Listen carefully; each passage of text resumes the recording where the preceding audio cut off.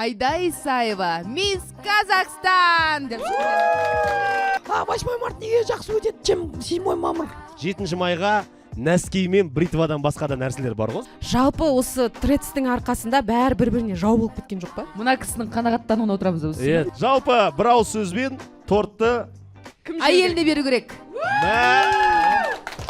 Сол видеоны қарамаппын мен. Сатып алғандар бар ғой да мында по-любому. По-моему, сол осы сезім бағына қатысушы болып келген жігіт екен. Мына кішкентай қыздарға травма қалдырып отқан сияқтыстар бар ғой. еркек пен еркек сүйісіп амандаса нормально ғой. Все, келесі трец. Солай болсын.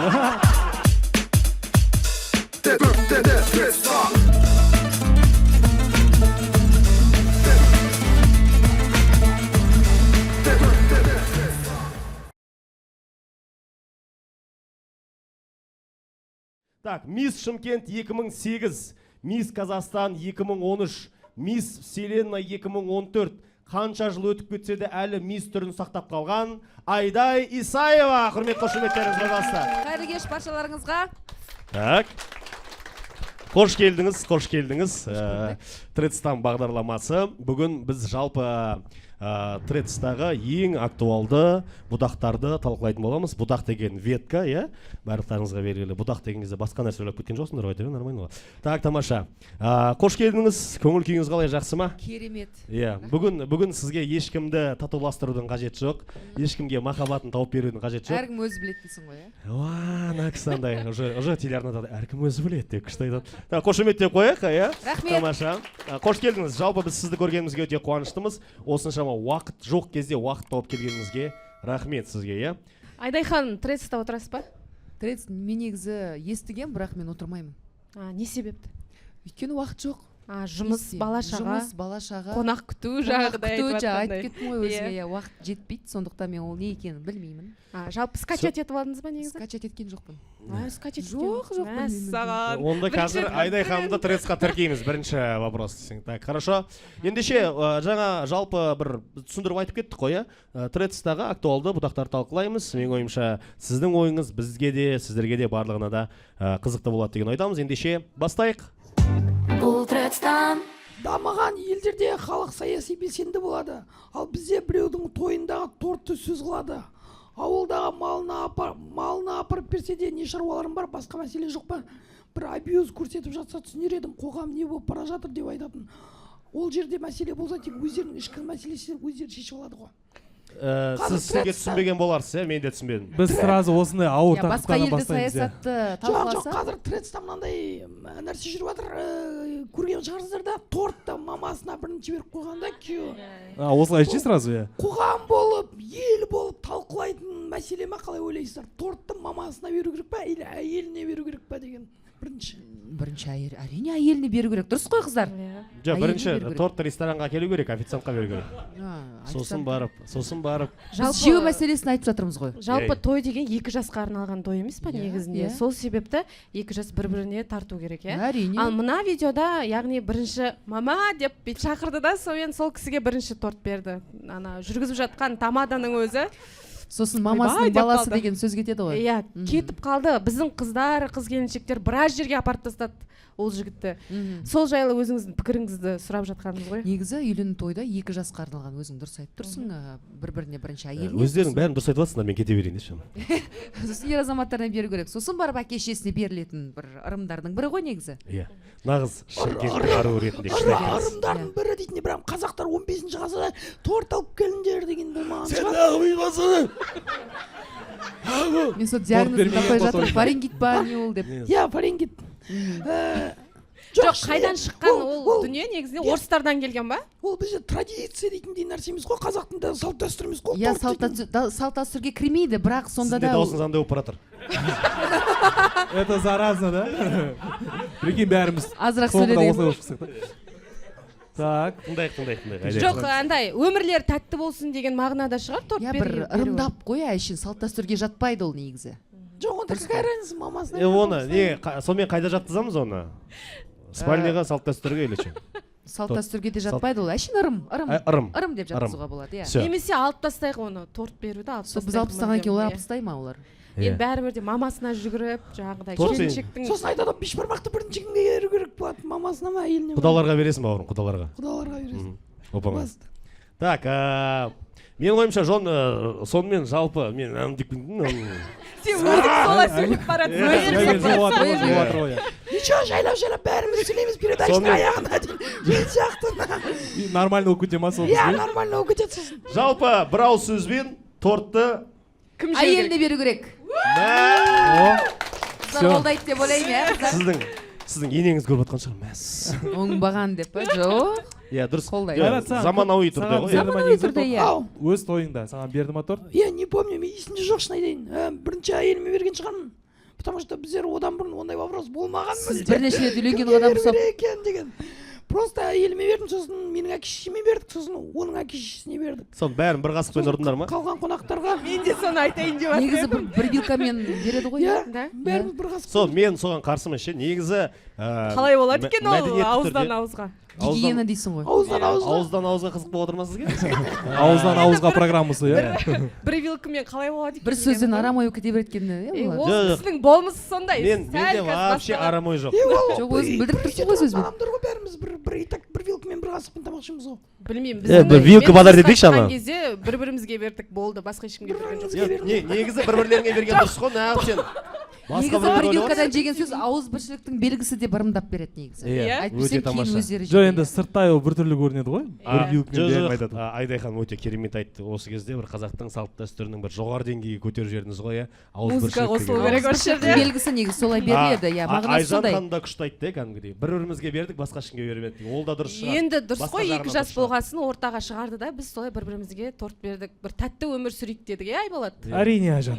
Сол тәтті болды ма, ырым көмектесті ма Өте сіздерге? қатты тәтті өмір сүріп Иә. жатырмыз, иә. Сөз жоқ. Сендер Сол- сарказммен айттыңдар ма, не істедіңдер? Шындарын айттыңдар. Біз сондай передачамыз, біз ұрысамыз, қырылысамыз, сондаймыз. Бұл Нормально. кісі сразу анда қыз бен жігіттердің ортасынан сразу кіріп кетеді. бұл. Семейная разборканың бірінші стадиясы емес па? Бала маманікі ма или әйелдікі ма деген кепіш емес па? Негізі ер азаматтар Басталады көбінесе сен келісесің ме Айжанка? Баланың бір жақсы бір қасиеттерін, қылықтарын көретін болса, маған тартқан деп шығады.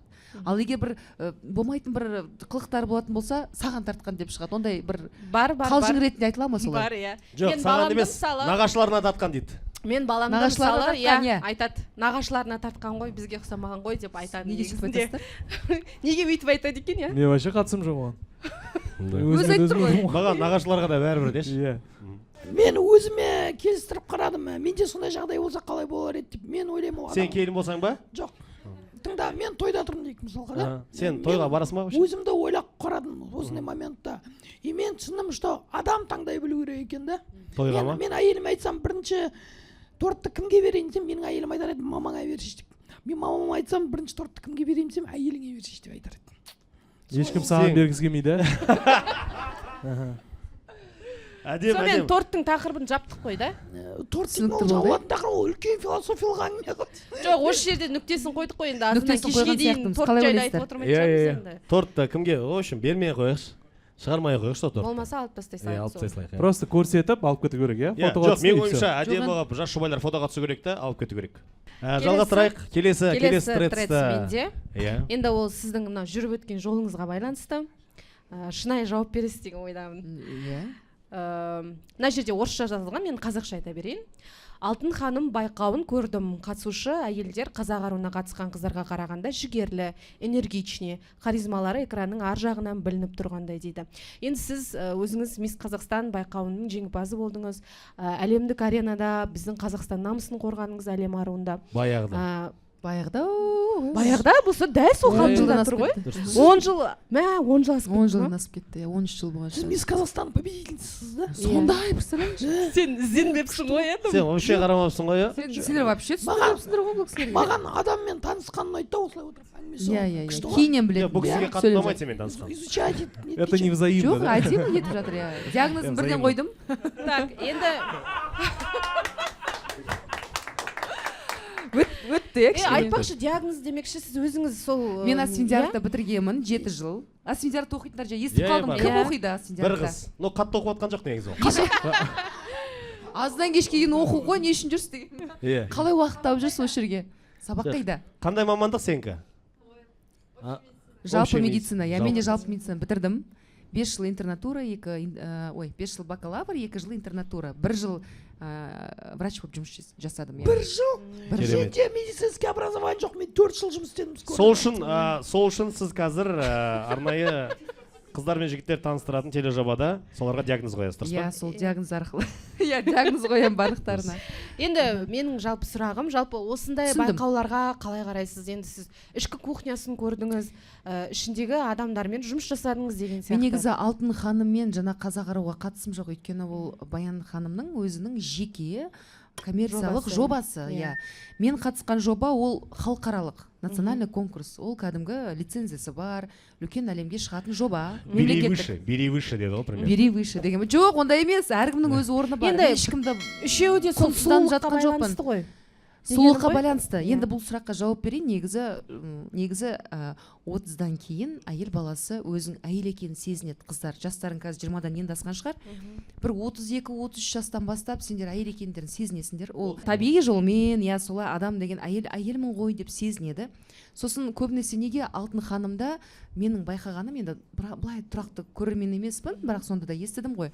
Көрдім шет жағасын, бірақ шақырса да бара алмадым, ода уақыт болған жоқ. Бірақ айырмашылық неде десеңіздер, олардың энергиясы тасып тұрғаны бала-шаға мотивация береді деп ойлаймын. Әйелдің балалар өзің білесің, бала-шағаң болған кезде одан сайын мотивация сенің күш береді бір Алла тағала. Ал балаң жоқ кезде жүресің, қайда направление, әлі ойланып жүресің. Ал 30-дан кейін бала-шағаң Алла бұйыртса болса, Алла қаласа бір энергия береді, кәдімгі күш қуат пайда болады. Содан деп ойлаймын. Осындай бізге конкурстар керек па?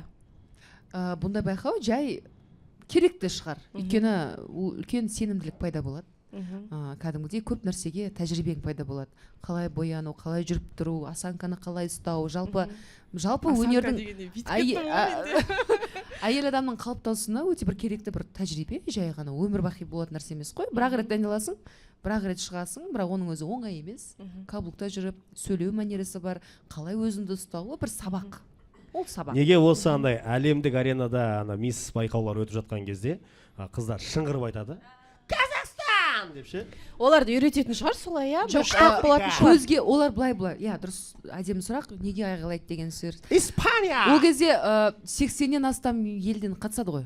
Көзге көріну керек. Көзге көріну керек. Ана рилсті көріп пе едіңіз, бүйтіп қатты айғайлап жатқан кезде тісі шығып кететін. Иә, оны көрдім я. Таиландтың қызы ма? Таиланд деген шығып кететін. Сіз сөйтіп айттыңыз ба? Сіз бір айтып көріңізші, Қазақстан деп. Таиландтың қызы ма, жігіті ма, еще вопрос. Айтып көріңізші, иә. Бір көрейік. Мен былай айттым. Подожди. Тісі орында ғой, иә? Орында, иә. Өзімізге Аллаға шүкір, иә. Протез емес дейсіз. Айда Исаева, мисс Казахстан деп шыққан. Керемет. Давай, Айжан, сен айтып Айжан, сен айтып көрші бір өзіміз бір ауылдағыдай сезінейікші өзіміз. Айжан Байкен, мисс Тредстан. Не деп айтайын? Қазақстан деп айтайын. Жоқ, Тредстан. Қызылорда деп айта берсей. Жоқ, Қызылорда. Жоқ, есіміңді, фамилияңды сосын мисс Қазақстан, ой, мисс Қызылорда де. Мисс Қызылорда. Қазақстан деп айтушы болма, хорошо? Давай, жоқ. Байкен Айжан, Қызылорда! Просто ба? Естігенді айтпадым. Давай. Енді мен қатысып көрген жоқ, мен қазақ аруына қатысты ғой. Онда қазақ ару қатысты Давай, ба? Қайрат айтсын. Давай. Мен айтпай-ақ қойын, мен айтатын болсам, Мистер Қалқаман, больница. мен айтатын болсам баяғыда қатысар едім ол жерге. Да, жарайды. Бірақ күшті болды, иә? Не деген профессионал жоғары деңгейде күшті ма, қыздар? Бір сәтке өздеріңіз елестеттіңіздер ғой, иә? Көздер жұм әкетіп атсыздар. Мисс Қазақстан деп ше кәдімгідей. Қыздарға жұғысты болсын, тағы бір сұрақ, ермек ренжімесең. Жалпы осындай. Жоқ, отыра бер. Рұқсат берем. Жалпы осындай әйелдің энергиясы қалай әсер етеді? Енді осындай кастингке барады ғой қыздар, сол кезде қандай жағдайға дайын болу керек? Мысалы, менің басымнан осындай қызық оқиға өтті. Мен 2015 жылы кастингке бардым қазақ аруына. Сол кезде барған кезде маған Баян Мақсатқызы айтты: "Чё за бешбармақ?" деп аяғыма қарап. Енді ол кезде мойындау керек, мен андай дайындықсыз бардым, джинсымен, кофтамен бардым. Мойындау керек, бешбармақ жеп барғам дейді. Иә, бешбармақ, беляши бәрін жеп барғам ғой. Сонымен қатты жүрегіме тиді менің, шыны керек. Жылап шықтым сол жерде. Сосын жүрегімді алдырып тастадым. сосын мен өзіме сөз бердім, мен келесі жылы барам да арықтаймын да соска болып мен кастингке келем деп сөйтіп айттым. Сонымен 1 жыл бойы мен арықтадым, бір 20 килограмм тастадым, фитнесқа бардым, плаванияға бардым, одан диета ұстадым, күнде Уайым қайғы фитнес. суға қайнаған Кредит алу керек еді. суға қайнатылған Бұқтырма каша тамақтар. жедім, иә. Сөйтіп 1 жыл өтіп кетті. Сөйтіп енді кастинг болып жатыр, бардым, 1-ші турда өттім, 2-ші турда өттім. Сонымен бір кезде 3-ші тур уже финалға өткен кезде Бешбармақ, привет деді ма саған? таныған жоқ ол кезде. Екеуінің арасы жер мен көктей болды. Өбе мынау сериал ғой прям 20 килограмм азатын болса. Сонымен биледім, 2-3 қыз тұрдық, 2 қыз өтіп кетті да, мен тағы да өтпей қалдым ба деп, андай туфлиімді алып, сүмірейіп кетіп баратырмын ғой. Сте баянықсыз қыз, Айжан, тоқта деді. Сөйтіп артыма қарап қалдым да, не болды апай деймін ғой. Туфлині ұмытып кеттің. Жоқ, бар анда деді, қыздардың қасына бар деді. Мә, ана жерде қуанышым деген қойныма сыймай жылағым кеп, ана қыздармен құшақтасып отырық қой, біз финалға өттік депші. Сөйтіп 2016 жылы финалда өнер көрсеткен болатынбыз. Енді өкінішке қарай жеңе алған жоқпын, бірақ мен үшін ол үлкен опыт болды да. Сондықтан ана кастингке барған кезде қыздар осындай жүрегі ауырмас үшін психологиялық тұрғыда қалай дайын болу керек? Негізі дұрыс айтасың, адам деген психологически өзің мықты болу керек, иммунитет қалыптасу керек. Енді ол оңай емес, бірақ білмеймін, мен ренжіту қиын. Сендер прям бір соғысқа бара тұрғандай нетіңдер. Бір мен ренжіту қиын, иә, былай бүйтіп тиіспесе маған өткен жоқ. Көп сөздер айтылады, иә. Бірақ соншалықты сөздер болған жоқ, бірақ қыздардың арасында болды ондай жағдайлар. Бір-біріне көре алмаушылық. Екеуің әңгімелесе бересің, біз шыға берейік ма, не істейміз? жоқ. Өз байқау жайлы сұрап тұрдым, мен третий жайлы сұрайын ба десем. Подставалар шынымен де бола ма? Болды, Бір-бірін иә, подставлять болды, ететін иә. дейді. Көлігіңді қырып кетеді. Сіз көрген Коронаңды. подстава Артынан сөз айтып барады да, организаторларға. Иә, Бірдеңе. иә. Сен өсек жаман жақсы көресің. Қайрат Жоқ, бәрі рахмет, біліп тұр да. маған поддержка Өсекке беріп тартып отыр. анау ше. Мен Сөйлеш жалғастырайын. енді, жалғастыршы. Енді Трецтегі тағы да бір бұтақ. Неге 7 мамыр, 8 наурыз ұқсап өтпейді? Наурыз, 8 наурыз сияқты. Неге бізге сыйлық бермейді дейсің ғой сондай? Жоқ, жалпы мен емес. Трецтағы Мейір Қайрат деген әнші жігіт жазып қойған екен да. Жаман несі өкпесі бар ғой деймін ше. 7 мамыр. Травмасы бар шығар. 8 наурыз кәдімгідей қалада Новый год сияқты өтеді ғой. Кәдімгідей барлығы гүлмен жүріп, 7 мамыр. Ол сонда өзі гүл алғысы келіп жүр ма, мен түсінбедім. Жоқ, Жоқ, ол емес, өкпелеп жүр ғой просто, иә, получается. неге Атмосфера жоқ. 7 мамыр неге 8 наурыз сияқты өтпейді дейді да. Неге сондай құрмет жоқ бізге деп тұр ғой енді жалпы. Құрметті былай да көрсетеміз ғой сіздерге. Так та көрсетеді ғой, иә. Әйел баласы байғұс 40 жаны бар дейді. Барлық түліктер өз істейді, бір 8 наурызда бір қуанып қалсын. Неғып осындай кезде по-любому өзіміз непрофок қаламыз. Жоқ, шында мысалға. Бір неге предъявлять етейін десек, по-любому өзің непрофок қаласың да. Өзің қалай ойлайсың? Мен ойымша, ер азаматтарды қадірлеу керек, құрметтеу керек. 7 майға нәски мен бритвадан басқа да нәрселер бар ғой, соны подарок ету керек. Мысалы, не беруге болады? Не қалайсың? Мен ба? Мен мысалға андай Массаж деші. массаж? Жоқ, массаж да болады. Енді. Күйеуің қарап тұр ғой? Смотря кім жасайды оны. Сол ғой байланысты. Қай түрі Өздерің бара берсіңдер. Жоқ, жалпы түрлі қызықты сыйлық алғың келеді да, андай күтпеген сыйлық алғың келеді. Мәселен, мысалға андай емес па, өзің ақша беріп, еще біліп тұрасың қандай не алып беретін, еще ужинды өзің бронировать етесің, солай 7 май өте ма? Жоқ, бізде бәрі Олай емес па?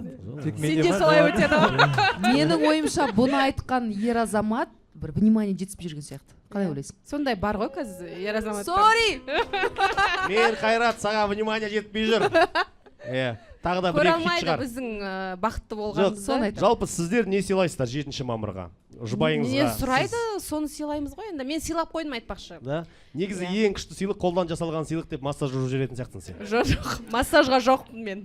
Мен байқағаным біздің әйелдеріміз еркектерге мамалар сияқты относиться етеді екен. Мен бұрында кішкентай болғанда мамам туған күнге подарка алып бермейтін да, бүйтіп базарға алып барады да, киіндіреді да, осы саған туған күнге дейді. Сендерде де сондай болды ма?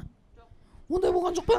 Жоқ, бұл жерде Сен қандай семьяда болдың, саған байланысты. шыққандар келіп отыр. Жоқ деді. Біздер 90 жылдар өмір сүрдік қой, біздер өте үлкен адамдармыз ғой. Қиыншылық кездерде. Просто түрі сонда, атак үлкен кісі анау. Құрметті қадірлі мырзалар, дәл осы орайда сбор ашамыз. Қайрат. Жоқ, мен кішкентай кезімде ана коробкаға салып, орап, бүйтіп туған күнің мен деген болған жоқ. Просто базарға алып барады да, саған не керек та? Сені коробкаға салып бара ма? Куртка керек па? Кофта керек па? Соны алып береді да. Мынау сенің туған күніңе дейді, болды да. И недавно осы 2-3 күн бұрын әйеліммен Мегаға барғанымызда маған кроссовка алып берді да, и мынау сенің празднигіңе дейді. Не керек саған деді ғой. Кроссовки керек саған деп алып Енді берді сен ма? андай анаңа ұқсаған қызды алғансың ғой. Сол сияқты. Болды. Психологиялық тұрғыда сен өзің Жоқ, тауып алып тұрсың ғой. Кішкене Бірақ сәл ол өкініш бар сияқты ана ол әйелдердің приемы просто. Ешқандай прием емес енді. Иә. Барлық әйелдер бірдей емес қой. Иә. Бәрі де бір Сол үшін сен қалтасында. әртүрлі әйелдермен жүр. Не ол бір Масқара әйелмен болды жей берді дейсің Иә. 8 март неге жақсы өтеді, чем 7 мамыр? 7 мамырдан гөрі неге лучше өтетінін білесіңдер ма? Неге? Себебі еркектер әйелдерді жақсы көреді да. О, мынау рилс болды. Керемет. Жақсы көреді да. Енді өмірде ең еркек адам үшін ең жақсы адам ғой енді әйел адам дейтін. Әйел адам үшін ер азаматы тоже жақсы адам. Қайда? Өмірінде Жоқ, жалпы иә, ер азаматтар үшін ер азаматтар бар нормальный. Жоқ, еркектер все равно әйелдерді больше любит, мне кажется. Да? солай деп ойлайсың ба не? Қоғам ретінде. Жоқ, жалпы менің ойымша біздің көрермендерге де барлығына қызық сияқты. Айда Исаева өзінің жұбайына 7 мамырда не сыйлайды? Ештеңе сыйлаған жоқпын. Мәссаған. Осы күнге дейін. Жоқ, енді майда шүйде болды, енді оны Майда сыйлық деп шүйде. айта алмаймын. Осы енді. үшін, да? Бритва Сіз дейсің үшін, ғой. жоқ, сіз үшін майда шүйде ол не? Үш Сол носки. носки бритвалар ғой сол. Серьезно ма? Иә, серьезно айтам. Пена Біздікі де для... қарапайым. А мен ойлаймын, а может бір Иә, жағынан, пенкалар ғой. бір жағынан может еркектерге просто может, наверное, нечего дарить. Былай ойлап қарасаң, еркектерге әйел адам сияқты емес, еркектерге көп нәрсе де керек емес те ол. Может, из-за Ты за этого. себя Всё, отвечай, пожалуйста, да. Сол жаңағы Саған максимум шампунь керек болды. Шампунь, иә.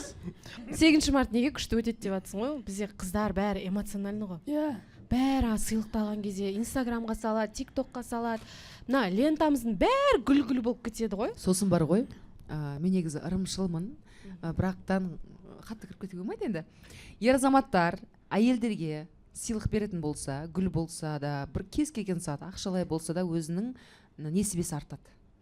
Ол расымен де солай өтеді. Маған да айжан сөйтіп Сіздердікі өтеді. артпай ма сонда бізге берсеңіздер? Біздікі садақа береміз басқа адамдарға. Бәрекелді. Садақа Негізі береміз солай. деп тұр ғой Не енді. деген рухани қылып жетіңіздер мына жерде. Өздерің ғой. Сендер садақаға носки беретін сияқтысыңдар ғой, че-то. Не көрдіңіздер ғой ер азаматтар, несібеміз арта берсін. Несібелерің арта берсін. Шынымен Рахмет, де. өз- Аямаңыздар. Құтылып кете бересіңдер, по-любому не бірақ болып қаламыз ше біз.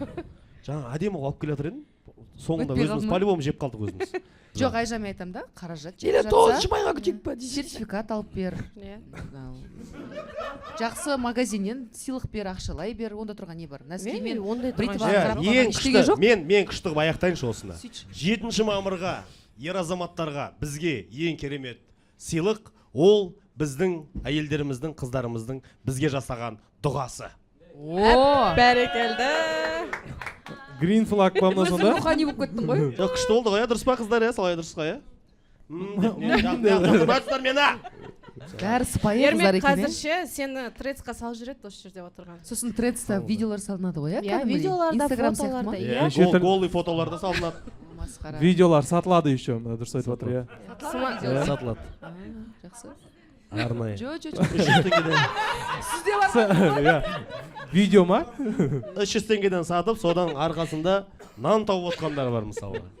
Сатайын деп жатсыз ба? Телеграм-каналға деп па? Или сатып аласыз ба десең. Түрлі ғой мысалға, Олжасханның видеосы деп шықты, иә, көре?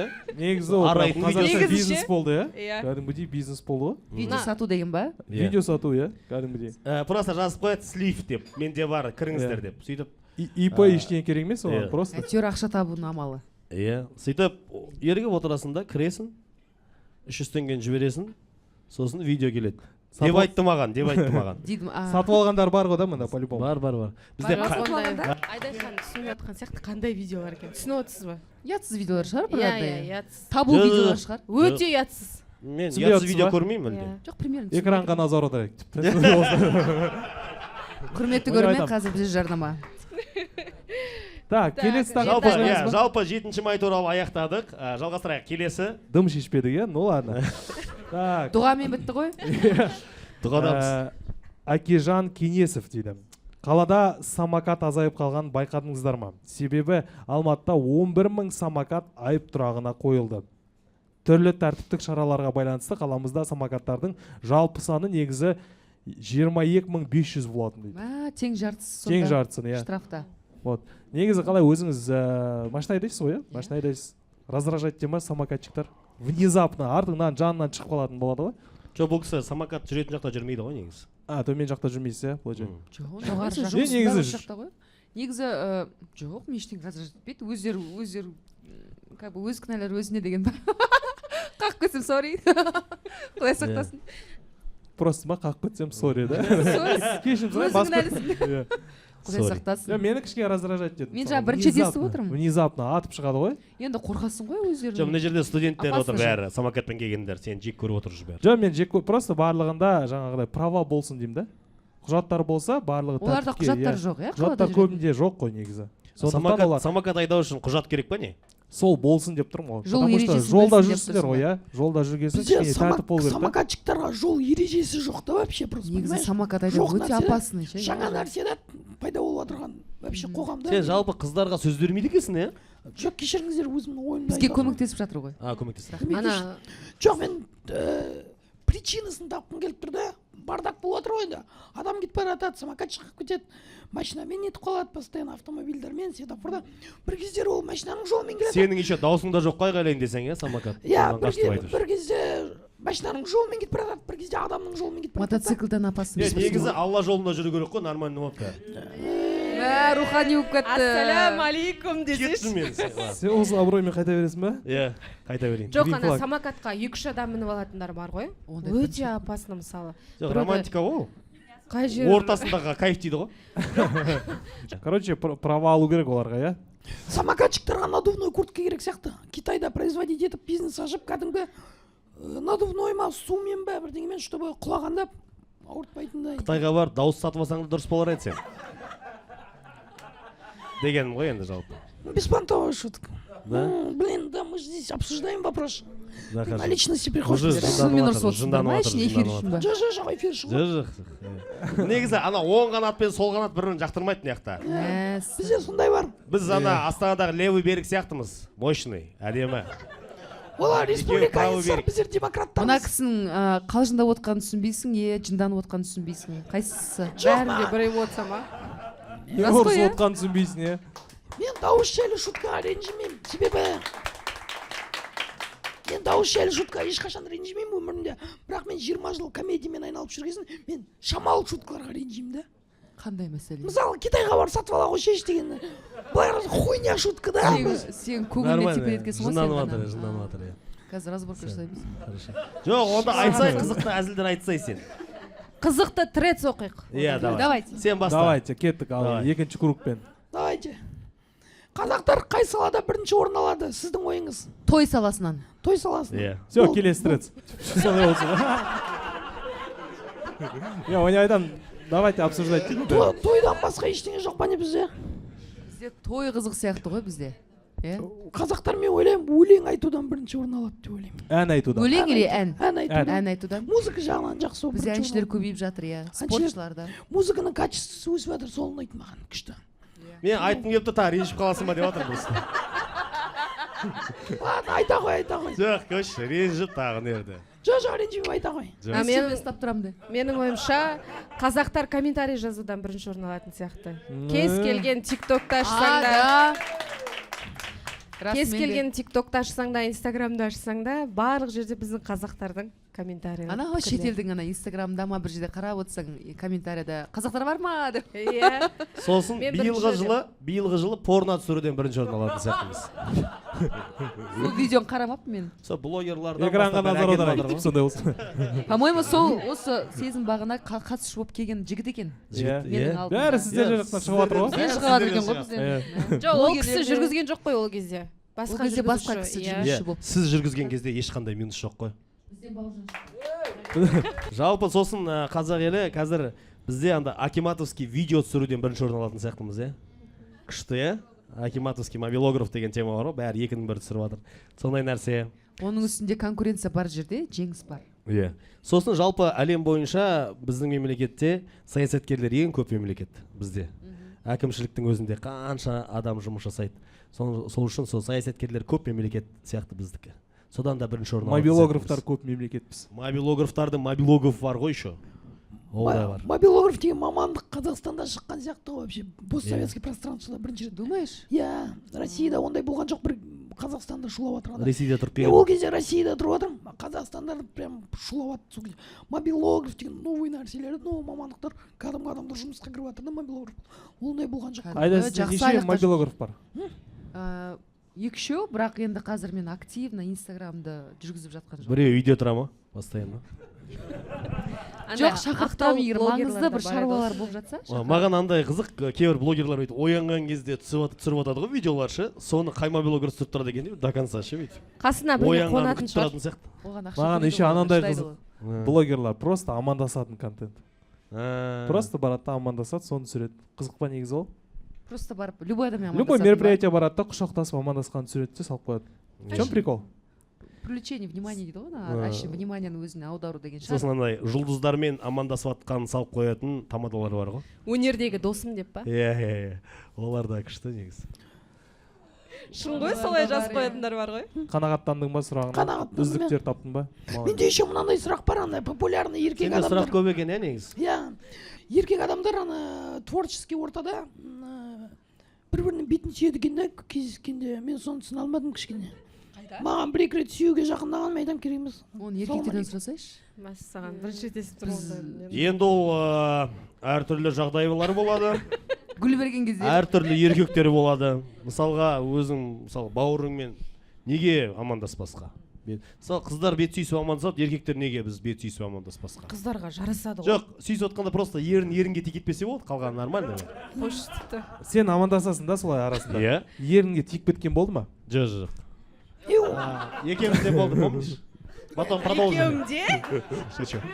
Еркекпен өмір бақи араласпайтындай болып қаласың. Жоқ. Неге Айболатты баняға алып кете береді деп ойласам.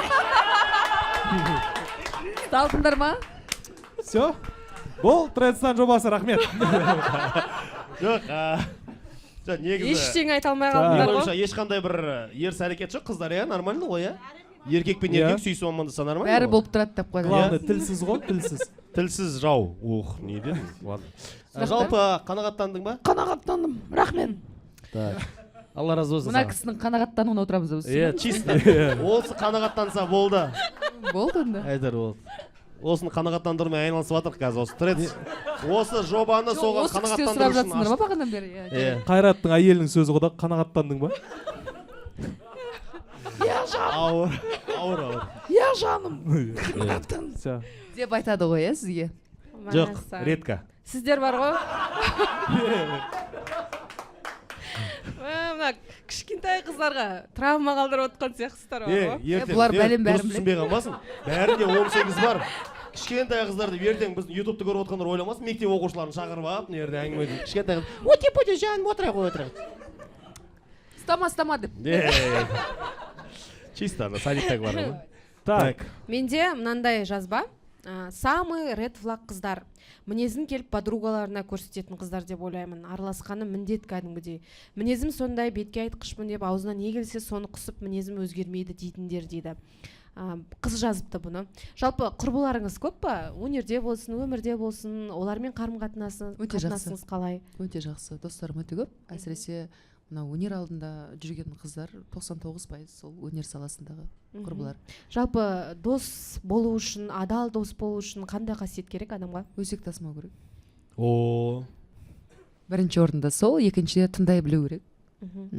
Тек қана сенің өзің жағдайында ғана емес, оның да жағдайын түсіну керек. Керек кезде көмек беру керек. Және кез келген уақытта хабарда болып, жоқ болып кетпей, сөзінде тұру керек деп ойлаймын. Сыйластық болу керек. Қандай адамдармен дос болмау керек? Өсекші адамдармен дос болмау керек. Иә, қыздар. Сөз таситын. Бірінші сол ғой. Сырыңды айта алмайсың. Дос не үшін керек? Сырыңды айту үшін керек. Бірінші орында, иә, қыздар. Мысалы, ситуация, сіздің құрбыңыз сізге мінезін көрсетіп қашып сөйлеп тұрсың. Айжан, бері сөйлесей. Енді сіздің құрбыңыз жақсы араласып жүрсіз, бірақ сізге осылай мінезін көрсетеді, бұлданады, бүйтіп қабағын түйеді, осындай қылықтар жасайды да, жағымсыз. Сіз оны қалай қабылдайсыз? Өзіне бетіне айтасыз ба, немесе онымен араласпай кетесіз бе? Бетіне айтамын. Мынауың дұрыс болмады. Енді олай көрсетпе деймін. Тағы көрсетсе, онда дос болмайсыз. Тағы көрсетсе, араласпаймын деп айтамын. Инстаграмнан отписка жасайсыз? Жоқ, Жасамайсыз, тұра бере ма? Иә.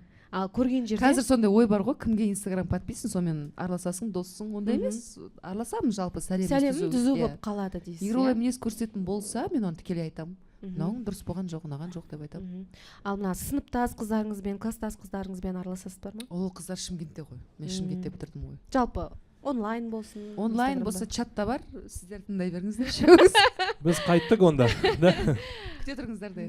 Сонымен араласып тұрасыз, иә? Иә, сөйлесіп тұрамыз, иә. Енді қазіргі бізді көріп отырған, осы жерде отырған қыздарға айтар ақылыңыз. Қыздарға айтайын, достыққа адал болыңыздар. Ең бастысы мынау сырларын Күйеулеріңе айтпаңдар. маңызды емес десе, Жоқ, тұрмыс құрған болсын. Жалпы дос өмір бақи керек. Мен анам айтады ғой, әлі күнге шейін сырласатын досың болса, бала шаға өсиет кетеді, әрқайсының өзінің өмірі болады, біреудің күйеуі болады, біреудің жаңағыда әйелі болады дегендей. Бірақ өмір бақи сырласың керек бәрібір де. Сырласатын да, қыдыратын да. сіздің досыңыз ең ұзақ дос болған әлі де бар шығар енді? Көп. Анара Батырхан. Анара Батырхан неше жыл болды достықтарыңызға? 13 жылдан асып кетті. 13 жылдан астам болды. Керемет. Мәссаған, Қошемет деп керемет. қояды. Ал бала күнгі достыққа сенбейсіз ба сонда? Сенем, олар бірақ басқа қалада қалып кетті ғой. А, Сосын Шымкентте көбісі ерте тұрмысқа шыққан, 18, 19, 20 жасында. Не до меня болған ғой, кейін уақыт жоқ Шымкентте. уақыт жоқ, иә. 4-5 бала шағасы бар да көбісінің. Солай. Бала оңтүстік шаға. жақта. Жазбама жауабыңызды қанағаттандым. Сіз де қанағаттандыңыз да? Иә. Все, классно. Алибеков, бәрімізге белгілі. Алибеков, блогер. Так, сейчас в Шымкенте тут Турсен Алагузов держит слово и вручает 50 квартир в чистовой отделке сотрудникам, которые проработали больше всего на ШПЗ, дейді. Браво. Кстати, есть люди, кто 45 лет отдал заводу, дейді. Мінекей, елу пәтер берген екен Турсен Алагузов. Мықты, керемет. Иә, қазақтың бір туар азамат десек те болатын шығар, иә, өзінің жұмысшыларына 50 пәтер тағы да сыйлады. Не деген сауап. ерлік, иә? Не деген сауап Сауап жасап жатыр, иә. Мысалға, сіз өзіңіздің жұмысшыларыңызға не сыйладыңыз, қымбат? Менің жұмысшыларым жоқ. Енді бар ғой, мобилограф сіздің жұмысшыңыз уже. Олар енді айлыққа келісеміз ғой. Иә. Иә, Енді соларға бір неге қосып бермейсіз ба? Жоқ, кейде шынымен де алтындарыңды бересің, артық ақшамен бересің, кейде керек кезде артығымен беріп қаласың дегендей ғой. Енді Керемет. тұрсындай азаматтай болсақ әрине мен де жасар ма едім. Иә, күшті. Қошемет деп қоя Иә, қойыңыз. рахмет. Жалпы ол мәрттік ол тек қана бір нәрсе көбінен беру, я болмаса үй алып беру емес. Жалпы қолынан келгенше жұмысшыларға көмектесу. Қазір Threads-та бізде негізі андай жұмыс істейді. Бір жерге барасың, ресторанға немесе бір заведение, бір обслуживание ұнамай қалса, Threads-қа салып жібереді де, хейт жазады да, соның бизнесін жоқ қылып жібереді. Соның бір вообще негізі адамдар деймін да, біздің қазақтар неше түрлі жерге хейт жазады екен. Мысалға біреу Эверест тауына біреу жазып қойған комментарий тюгиста бір звездамен слишком высоко деп жазып қойған. Тауға жазып жіберген ғой мысалға. Мен ана жолы көрдім, біреу мешітке жазып жатыр, кәдімгідей бір звезда қойып. Сол айтам да, негізі бұл жерде жеке кәсіпкерлерді аяйсың. Мешітке не деп жазды, соны айтшы. Есімде жоқ, бірақ бір звезда қойып кеткен да, несі ұнамады мешіттен мысалға. Мешітке ондай нәрсе қоюға бола ма? Бар екен сондай адамдар, неше түрлі ішіп сама. Тауға жазып тұр ғой, өзімен өзі тұрған тауға мысалға. Ай, вот сен өзің жазған кезің болды ма солай тугисқа отзыв?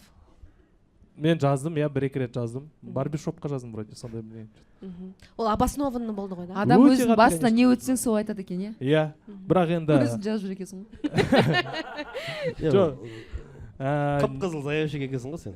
Неоправданно жазған болмайды да. Мысалға, мен өзім жаздым да, үндеген жоқпын ғой, өзімнің тек мнением. А кейбір адамдар просто Инстаграмға, ТикТокқа салады да, давайте бәріміз хейт жазайық та, істепсек дейді. Менің ойымша жеке өзін айту керек сияқты. Иә, вот сондай. Сен мысалы шашыңды алды, нормально ма деді, саған ұнамады, сен үндемей шығып кет, одан бір жазып кеттің ба? Жоқ, мен просто енді... Бетіне Просто айтпай ішіп үшін комментарий пісіп жазған отты ғой, прикинь, заявление жазып. Бетіне айтуың керек еді. Не мына бас деп. Өзіңнен деймін. Бір нәрсе бас болып қалдым деп. Жарайды онда. Сен жаздың ба? Мен таксисттарға Сен көп жазатын сияқтысың мен что-то. жазбаймын. Көп өкпелеп па? Сен бұл Жоқ, мен андай жазбаймын. Фотосымен ба, прикрепить.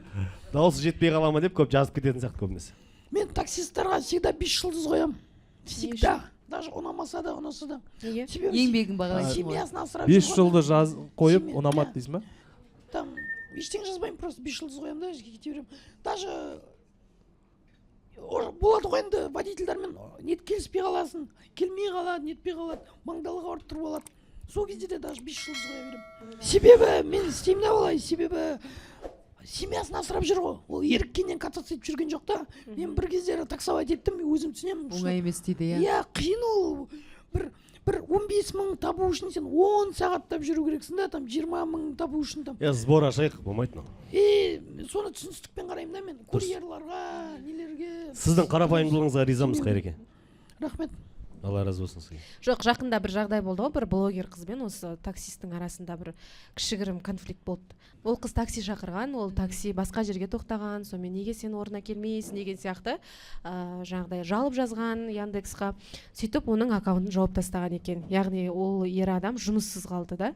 Соны тресқа жазып жүрген. Біреу енді таксисті қолдап жатыр, біреу блогерді қолдап жатыр.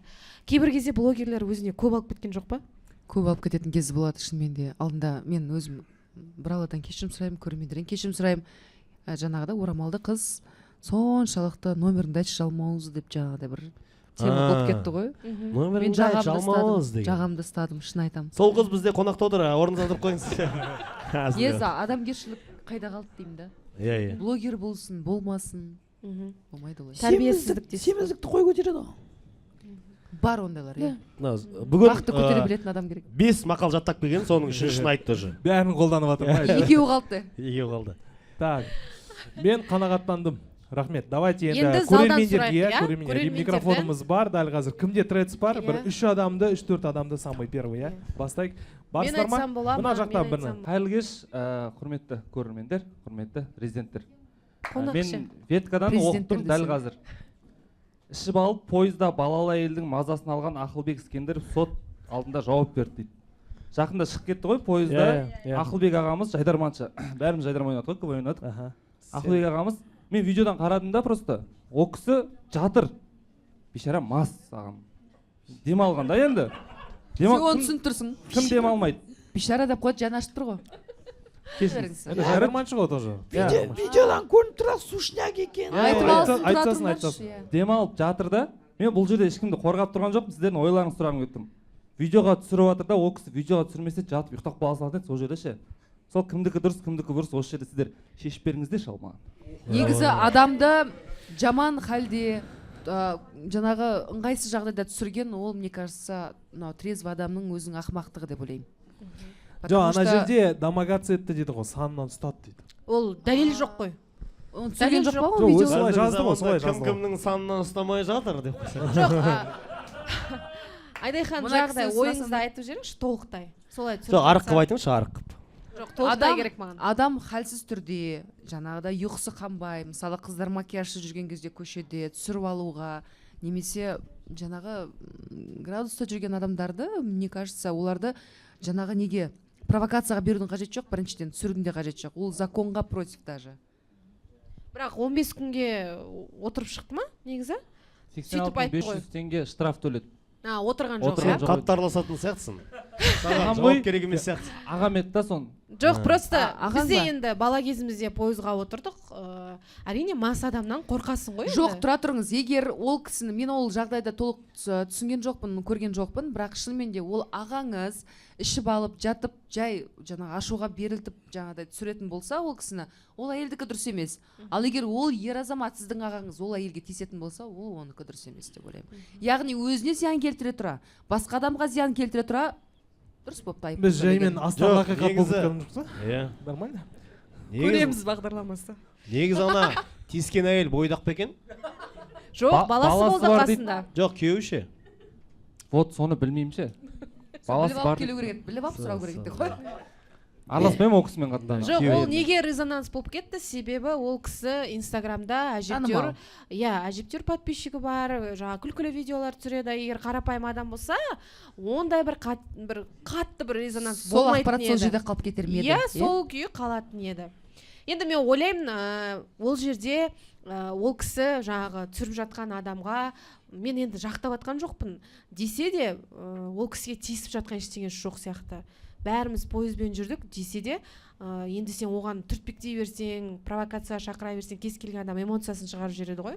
Тем более ішіп алған адам. Сіз пойызбен жүрген кезде саған тиісті ма? Жоқ, мен әжеммен бірге жүретін едім. Дұрыс, көрдіңіздер ме? Әжелеріңізбен бірге жүріңіздер пойызда.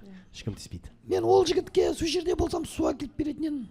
Видеоға түсірмей су әкеліп беруге. Сушня көріп тұр да. Ары қарай ұйықтап ал деп ше. Аралда су жоқ. Бір жағынан мен ойлаймын, бұл сол жердегі проводниктің жаңағы кінәсі, дұрыс айтасың. Қадағаламау үшін. Қадағаламаған, әйелі бар, әйелі адамға, бала шағасы бар, жаңағы вагонға отырғызғаны да сол кісінің қатесі шығар. Неге сол кісі жауап берген жоқ? Отырғызбаған, ол басқа біреудің орнына барып жатып алып тұр ғой, проблема в чем? Енді оны кім жатқызды? Оны проводник жатқызды ғой, дұрыс қой. Өзінің орнына барып жатқанда тыныш болар ма?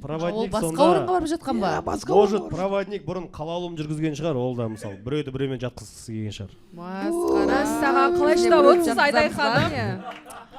Мен сіздің орныңызда болсам. Ермекті отменаға жібереміз, короче, осы видеодан кейін шығар. Мен сіздің орныңызда Мен түсініп жатырмын де. Жоқ, жалпы менің ешкімге қарсылығым жоқ, бірақ ол жерде біз бәріміз ол жерде болмағандықтан ол нәрсені айтып қажет емес. Мен Енді ойымша медийный адам болғасын өз-өзіңді кішкене дұрыс ұстау керек сияқты қоғамдық жерде. Мен ойлаймын ішіп алғаннан кейін мүмкін. Негізі оны сен Қайратқа айтсай? Қоғамдық жерде ішпеген дұрыс қой, енді сен танымал адам болсаң, соған сай болу керек сияқтысың. Танымал емес болсаң, ұра бер. Жоқ. Вообще негізі общественный орында барынша дұрыс. Немесе өзіңе жалғыз өзіңе купе алып ал да, іше бер. Қыздарға вообще қызық емес болып отыр. Бірақ мен өмірімде ішпегем. Қойшы. Бүгін жетін сияқты. Қойшы.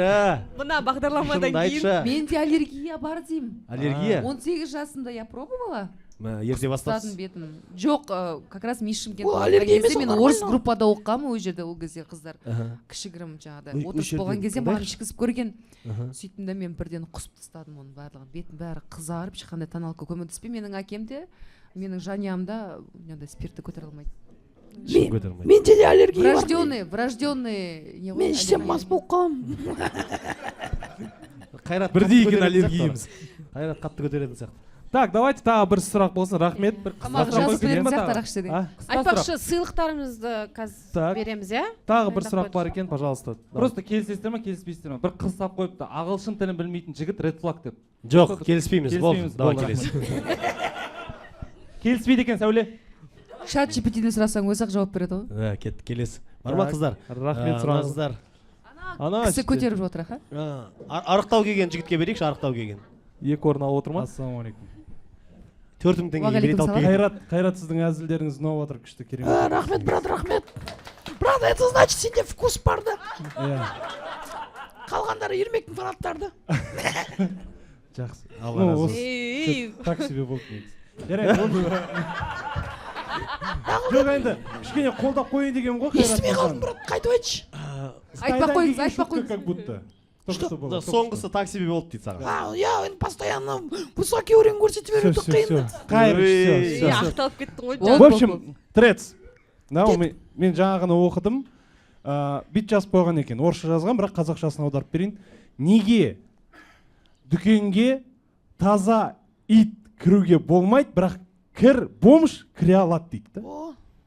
Өйткені ит қазынаға жеті қазынаның бірі, бірақ Свои проблемы рассказывайте, да? шариғатта үйге кіргізуге болмайды. Бұл жігіттің иті бар. Ласқа жатпай ма ішкі? Айдай ханым, өзіңіз бір дайындалып аласыз ба? Жоқ. Дайындалып аласыз ба, не істейміз? Ол кісі қандай магазинге кіріп жүр? 7 қазына деп кіргізіп шығарып жібердіңіз ба, не істедіңіз? 7 қазынаға кіреді. Иә, 7 қазынаға кіреді, бірақ біздің шариғат бойынша оны үйге кіргізбейді ғой итті. Итті үйде ұстамайды. Дүкенде, мысалға. Дүкенде былай жазылып тұрады ғой. Ол дүкеншілер қате кеткен. Собакам нельзя деп. Мен айтып көрейін бе? Иіскейтін шығар жаңағы заттарды. Мен айтып көрейін бе? Себебі біздің қоғам бар ғой, біздің инфраструктурамыз бәрі адамдар создавать еткен да. Поэтому даже қандай жаман адам болса да кіруге имеет право, да? Даже иттен де жаман иттер адам болса. өздері магазин ашып алсын да кірсін, братан. Қарсы емеспін. Так. Енді бомждар деп қатты бір жоқ, сөйтіп жазған да. Иә, олар да адам ғой, олар да бірдеңе ішкісі келетін шығар, иә? Иттер де ит қой енді. Ит болса енді жағыда иіскейтін шығар, заттарын құртып жіберетін шығар, мүмкін сол кассада тұрған адамды қорқытып жіберетін шығар. Ит ұрламайды ғой, бірақ адам ұрлайды. жоқ, иттен қорқатын адамдар бар ғой. Иттер қоғамдық бірлестігінен келіп отырсың ба? Иә. Сол иттерді қорғап кәдімгідей. Председатель жанымызда отыр. Иә. Иттердің мысалы адам бомж болса да заттарды жейтін тағамдарды иіскемейді ғой, ит Иә. иіскейді. Бірақ енді оларға біздің зиянымыз тимеу керек, главное өздері жүре берсе болды. Жоқ, брат, магазинге итке зачем заходить? Ол Жоқ, ештеңе мысалға сатып қара, алмайды ғой. мысалға. сол үшін мысалға да ұрысып қалған ба екеуі? бір мысал келтірейін. Сен өзіңде ит бар ма? бар. Бәсе, сол үшін екен ғой. Өзінің итін ойлап тұр екен ғой. Бәсе. Жоқ, мен сияқты адамдардың жағдайын Жоқ. Сол қарап үшін тұрмын ұрысып да. жүрген екен. Оның иті жай ит емес, оның иті 500 мың теңге тұрады. Суреті бар ма? Көрейін. Оны сыртқа қалдырайын десе тоже болмайды, ішке алып кірейін десе тоже кіргізбейді. Сыртқа қалдырайын десең 500 мың теңге кетіп қалатын сияқты, ұрлап кететін сияқты. Сіз өзіңіз ойлап тұр екенсіз ғой. Жоқ, итті ойлап тұрмыз ғой Неге енді. сонша иттің сөзін сөйлеп тұр деп ойлап қоямын. Негізі магазинге кірмеген дұрыс. Өйткені жейтін тағамдар, бутербродтар сатады, соларды иіскеуі мүмкін, оны басқа адамдар Жоқ, жейді оны деген сен сияқты. бәрібір жібер жүрмейсің ғой, қолыңда ұстап отырасың мысалға. Біздің ит Бәрібір ол Сен жағалап кетеді кім ғой. итіңді алда құрышы? Болды, рахмет кетіп саған. қалсам, Давай. Ал енді үздік Рахмет. трецті анықтайық қонақтардың арасынан. Үздік трец Сіз сізге анықтаңыз. кімдікі ұнады? Ана бір жігіт отырды ғой, очкидегі жаңа сұрақ қойған. Шаш не істеймін деген? Ана қоғамдық жерлерде ішіп алған адамды түсіруге бола ма, болмай ма деген. Бір қошемет деп қойыңыздар. Құтты болсын. Сен бәрін беріп қойдың ғой? Екеуін ал ішіндегі. Жоқ, таныс жігіт қой, қазір қайтып қойып қоясың ғой орнына. Хорошо? Рахмет. Рахмет. Таңдап алып отыр ғой. Рахмет. Рахмет бауырым саған. Құтты болсын. Күшті, иә. Рахмет көп. Так. Айдай ханым, сізге көп рахмет. Шыны керек, бір керемет кеш болды деп ойлаймын өз басым. Сіздерге де рахмет. Әрмен қарай керемет кешті жалғастырмадық па дейтіндер бар ғой, ладно, хорошо. Итке жауап шықты менде. Иттер неге кірмейді дейсіз ғой, а? Мысықтар рұқсат етпейді, сосын кіргізе алмаймыз. Жоқ, мынау вообще бычыт болды. Рахмет. Сонымен жаңа әдемі қызықты кезінде аяқтау керек. Сіздермен бірге болған Трецстан бағдарламасы және Айда Исаева. Тағы да бір рет айтып өтейін. Рахмет. Мисс Шымкент 2008, Мисс Казахстан 2013, Мисс Вселенная 2014 және де ештеңеге қарамастан қаншама отбасын құрды, бала туды, ештеңеге қарамастан әлі мисс түрін сақтап қалған Айдай Исаева. Рахмет. Және де бізде Айдайға арнайы гүл шоқтарымыз бар, табыстау Шоқтар қабағыңыз. Көп рахмет гүл бізді қолдап шоқтары келгеніңізге. сізге. Рахмет. Және де біздің қолдаушыларымыз Махаббат Рахмет. Глоу. Мынау Махаббат Глоу, бұл свечалар. Қолдан құйылған Ауырған шамдар. Сізге 7-ші байға подарок. Ауырған кезде салатын свечалар емес, бұл андай романтикалық свечалар. Рахмет, алғысым шексіз, шақырғандарыңызға рахмет. Рахмет. Құрметтеріңізге рахмет. Алла разы болсын. Өрлей беріңіздер, Жақсы. өсе беріңіздер, өне Рахмет. беріңіздер. Бата берші. Көрермендеріңіз көп болсын. Негізі қолым жеңіл. Қолдарыңыз жеңіл болсын деген ба? Саусақтарыңыз. Жолдарыңыз Жолдарыңыз ямон. Аспандарыңыз ашық болсын. Көрермендеріңіз көп болсын. Үлкен белестерге жете беріңіздер, шетел аралаңыздар. Аумин. Аумин, рахмет. Айда Исаева, Рахмет. рахмет. Қошемет деп қойыңыздар. Бірби! Давай, Шымкенттің қызымен бірби. Хей! Ұнады ма? Ұнамаса кете беріңдер. Хей! Құрметті достар, лайк басамыз, комментарий жазамыз, колокольчикті басуға ұмытпаңыздар. Бұл Трецстан